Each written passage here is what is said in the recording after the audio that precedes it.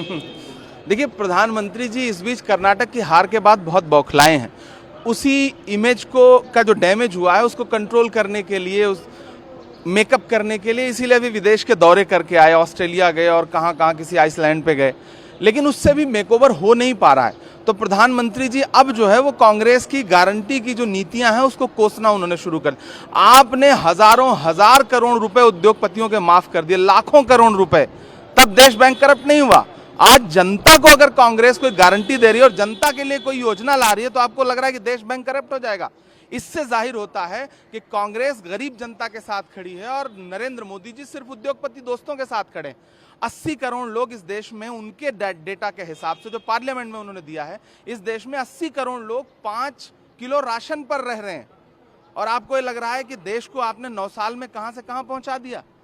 देश bank corrupt हो जाएगा अगर उनको गारंटी दी जाएगी, उनको फ्री में अगर कोई सुविधाएं उपलब्ध कराई जाएंगी। ये देश जनता का है या देश अडानी जैसे लोगों का है या देश उद्योगपतियों का है, ये मोदी जी तय करें और जनता भी इस बात को तय करे। कांग्रेस अपना काम करती रहेगी। राहुल गांधी जी ने जो यूएस में बयान दिया उस पर टिप्पणी हो रही है, भाजपा भी कह रही है कि देश का अपमान है, और ओवैसी ने कहा है कि राहुल गांधी दलित और सिखों पर जो हमले उसको भूल जाते हैं। देखिए, राहुल गांधी जी जब भी विदेश जाते हैं तो पूरी भारतीय जनता पार्टी की ट्रोल आर्मी को, भारतीय जनता पार्टी के सोए हुए मंत्रियों को काम दे देते हैं। अब भाजपा सुबह शाम उनके सारे मंत्री बैठ करके राहुल जी का भाषण सुन रहे हैं कि कहां से कौन सी बात निकाल सकें। राहुल जी एक बहुत बड़े प्लेटफॉर्म पर दुनिया की बड़ी बड़ी यूनिवर्सिटीज में लेक्चर दे रहे हैं और वहां जाकर के देश में, दुनिया में जो हो रहा है उस पर बात करते हैं। ये बहुत सामान्य सी बात है। अब ऐसे में अगर उन्होंने कहा कि दलितों पर, माइनॉरिटीज पे हमले हैं, तो ये सच्चाई है। मैं नागपुर में खड़ा हूं, दलितों पे हमले इस देश में हैं, बढ़े हैं। मध्य प्रदेश से लेकर उत्तर प्रदेश से लेकर के तमाम जगहों पर जहां भाजपा शासित सरकारें हैं, ऐसे में उनकी बात का जवाब देने के लिए भाजपा से पहले ओवैसी साहब आगे आ गए। तो ये रिश्ता क्या कहलाता है? स्मृति ईरानी का कल एक कांग्रेस ने वायरल किया था, उसमें मिसिंग लिखा था। स्मृति ईरानी ने उसका जवाब दिया और कहा है राहुल अमेठी के पूर्व एमपी को अगर ढूंढना है तो यूएस में संपर्क करना पड़ेगा। हाँ, लेकिन महिलाओं के नाम पर बड़ी बड़ी बात करने वाली स्मृति ईरानी जी को अगर जंतर मंतर पे ढूंढना हो तो कहाँ जाएं? अगर महिला पहलवानों के साथ खड़े होने के लिए ढूंढना हो तो कहाँ जाएं? अगर गैस सिलेंडर की महंगाई पर पूछना हो स्मृति ईरानी जी से सवाल तो कहाँ जाएं? मिसिंग है या नहीं है?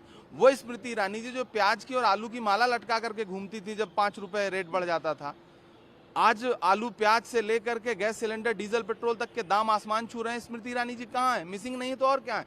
बेटियों के साथ अत्याचार हो रहा है देश में। आपको याद होगा कि महामहिम राष्ट्रपति महोदया को लेकर के अधीर रंजन चौधरी जी की एक जबान फिसली थी, तो उस पर किस तरह पार्लियामेंट में चीखी थी वो। लेकिन आज वो महिला सम्मान कहाँ चला गया? आज महामहिम राष्ट्रपति जी को उद्घाटन समारोह में नहीं बुलाया गया, तब महामहिम का अपमान नहीं हुआ, तब स्मृति ईरानी जी कहाँ थी? तो मिसिंग तो है स्मृति ईरानी जी। भाजपा की एक और मंत्री का आपने देखा ही होगा भागते हुए, एथलीट बनते हुए, मीनाक्षी लेखी जी से जब सवाल किया मीडिया के, आप ही के साथियों ने, तो वो किस तरह से भागी।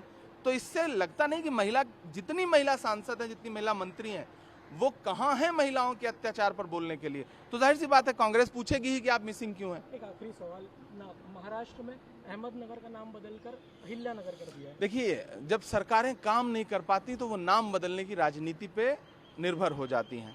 यहाँ सरकार कुछ काम नहीं कर पा रही। सच्चाई तो ये है कि माननीय उच्चतम न्यायालय की टिप्पणी के बाद इस सरकार को नैतिक रूप से रहने का कोई अधिकार नहीं है। आज चुनाव हो जाए तो आज महाराष्ट्र में महाविकास आघाड़ी की सरकार सिर्फ बहुमत से नहीं बनेगी बल्कि प्रचंड बहुमत से बनेगी। कर्नाटक से ज्यादा अच्छे मार्जिन से यहाँ जीतेंगे।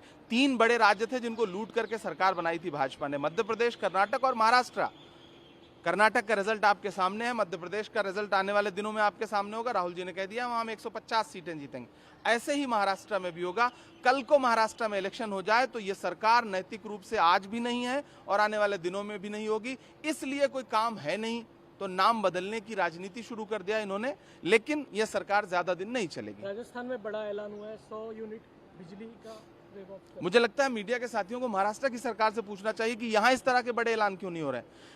राजस्थान की सरकार 500 रुपए का गैस सिलेंडर दे रही है, महाराष्ट्र की सरकार क्यों नहीं दे रही?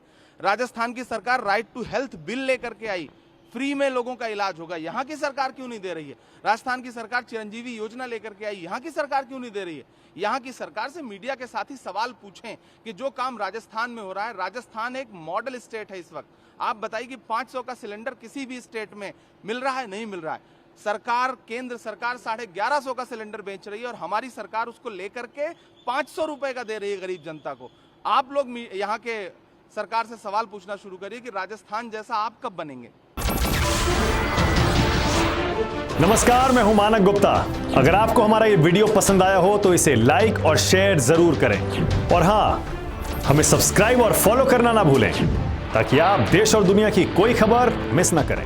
तो जुड़े रहिए हमारे साथ और देखते रहिए न्यूज़ 24।